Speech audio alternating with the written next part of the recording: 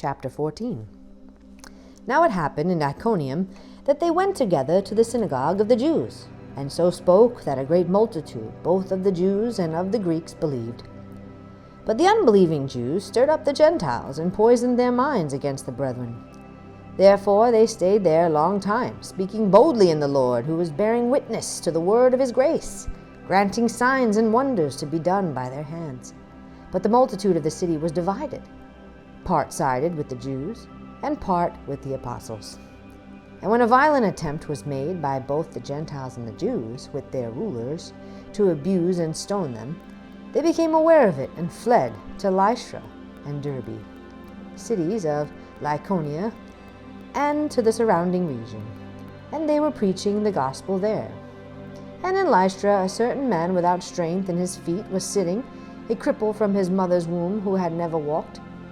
This man heard Paul speaking. Paul, observing him intently, and seeing that he had faith to be healed, said with a loud voice, "Stand up straight on your feet." And he leaped and walked. Now when the people saw what Paul had done, they raised their voices, saying in the Lycaonian language, "The gods have come down to us in the likeness of men." And Barnabas they called Zeus, and Paul Hermes, because he was the chief speaker. Then the priest of Zeus, whose temple was in front of their city, brought oxen and garlands to the gates, intending to sacrifice with the multitudes. But when the apostles Barnabas and Paul heard this, they tore their clothes and ran in among the multitudes, crying out and saying, "Men, why are you doing these things?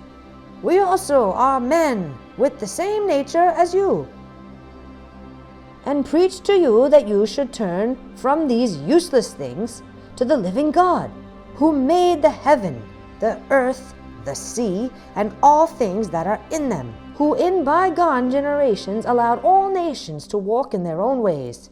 Nevertheless, he did not leave himself without witness, in that he did good, gave us rain from heaven, and fruitful seasons, filling our hearts with food and gladness." And with these sayings they could scarcely restrain the multitudes from sacrificing to them.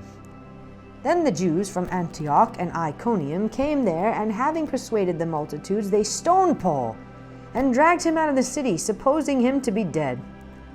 However, when the disciples gathered around him, he rose up and went into the city, and the next day he departed with Barnabas to Derbe.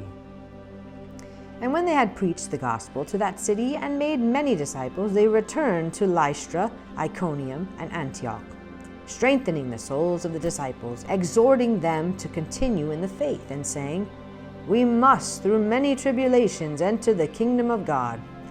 So when they had appointed elders in every church, and prayed with fasting, they commended them to the Lord, in whom they had believed. And after they had passed through Pisidia, they came to Pamphylia. Now when they had preached the word in Perga, they went down to Attalia.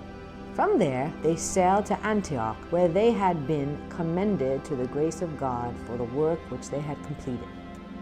Now when they had come and gathered the church together, they reported all that God had done with them, and that he had opened the door of faith to the Gentiles. So they stayed there a long time with the disciples.